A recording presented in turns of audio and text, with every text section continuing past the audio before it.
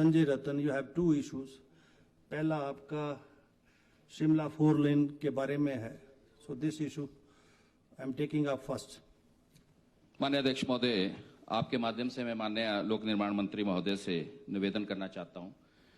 मटौर से शिमला के लिए जो 4 लेन बन रहा है और मेरा चुनाव क्षेत्र और माननीय मुख्यमंत्री महोदय का चुनाव क्षेत्र, 2 चुनाव क्षेत्र हैं, उसमें 2 लेन बन रहा है। अगर आप मेरी पंचायत देरियां से स्टार्ट करें और नदौन पुल तक आए तो जो डिगिंग की है 50-50 फुट डिगिंग कर दी है, कहीं 20-20 फुट हाइट दे दी है। बाबा पंजा जहां से मेरा चुनाव क्षेत्र शुरू होता है वहां पे 50 से 70 फुट तक जो है वो डिगिंग करके जो है सड़क जो है वो डाउन कर दी है।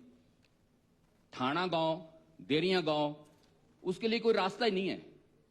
अब या तो वहां पे ओवरब्रिज डाला जाए, 2000 की आबादी है उस गांव की, जहां के लिए रास्ता कोई नहीं है। अभी मैंने 4 लेन वाले लोग बुलाए थे, ये प्रोजेक्ट के लोग, वो बोलते जी हमारी डीपीआर में नहीं है।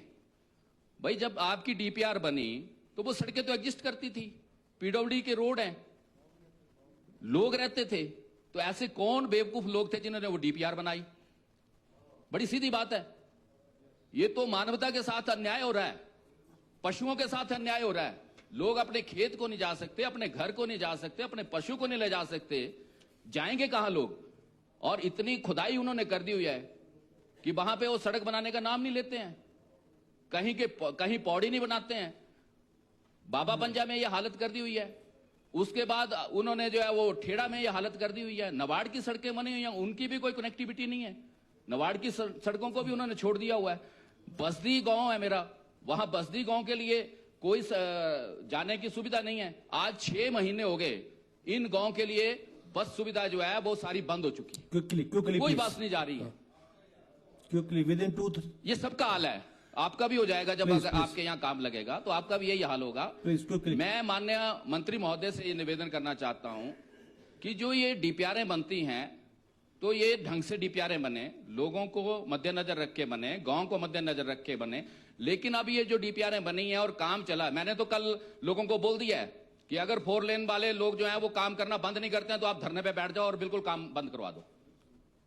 सर्विस लेन जो है उनको कोई मिल नहीं रही है, घर को जाने का रास्ता कोई नहीं है।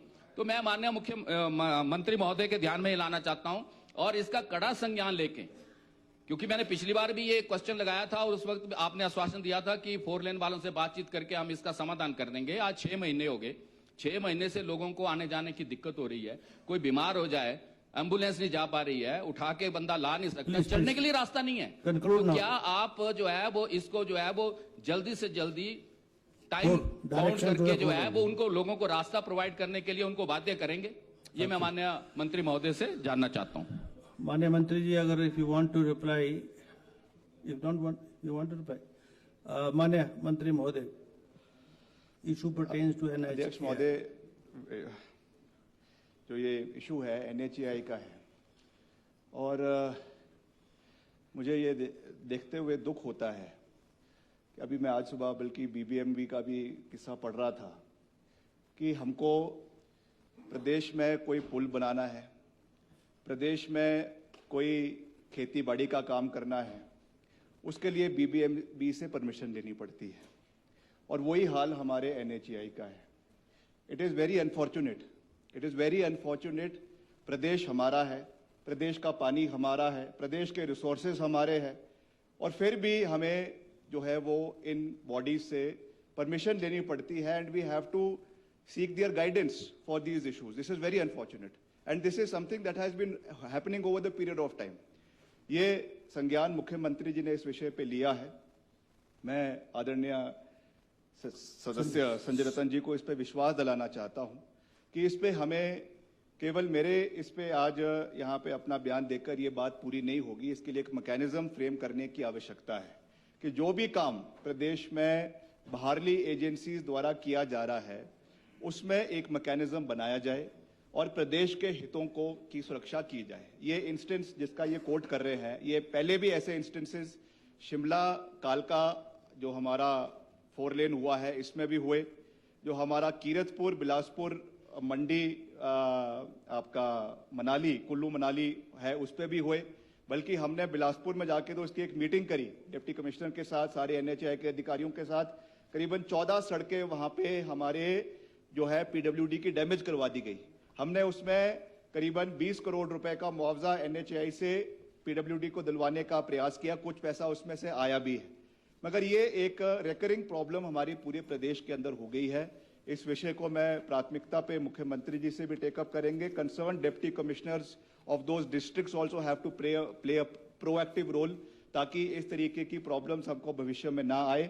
और खास करके क्योंकि जो हमारा कांगड़ा का जिस विषय में इन्होंने बात करी है, वहां पे हम भी उस सड़क से बहुत गुजरते हैं और बहुत सी इस तरीके की चीजें हमको देखने को मिल रही है। बहुत जगह पे बहुत हाई है, बीच में बहुत ज्यादा लो जा रहा है। जितने वहां पे कनेक्टिंग विलेजेस है सारे उसमें टूट गए हैं, उनकी एक्सेस टूट गई है। और वही हाल हमारा जब स्वारघाट बिलासपुर वाला था, उसमें भी फ्लाईओवर ब्रिज जहाँ पे हमारा बागछल ब्रिज लगा है, वहां पर भी यही इशू आ रहा है। रेगुलरली हम उसको एनएचएआई के साथ उठा रहे हैं, बट इसमें एक हमको मैकेनिज्म बनाने की भी आवश्यकता है। और एक जैसा मैंने कहा, ये इशू केवल एनएचएआई का ही नहीं है, मगर जैसे बीबीएमबी का, जिसमें it is one of the highest land pools अगर हिमाचल में किसी का है, वो बीबीएमबी के पास है। और उसमें हमको बारी बारी हमको उनके पास जाना पड़ रहा है। ये बहुत अनफॉर्चुनेट है। इसमें पूर्व में क्या हुआ क्या नहीं हुआ, मैं उन चीजों में नहीं जाना चाहता हूं, मगर हमें अपनी हक की लड़ाई, प्रदेश की लड़ाई लड़नी चाहिए। चाहे उसमें सुप्रीम कोर्ट जाना है, हाई कोर्ट जाना है, wherever we have to go, but we have to fight for the interest of the state of Himachal Pradesh that is incumbent on us. It is our responsibility, and I am sure the Chief Minister is moving in the right steps with the right direction. Thank you. Next.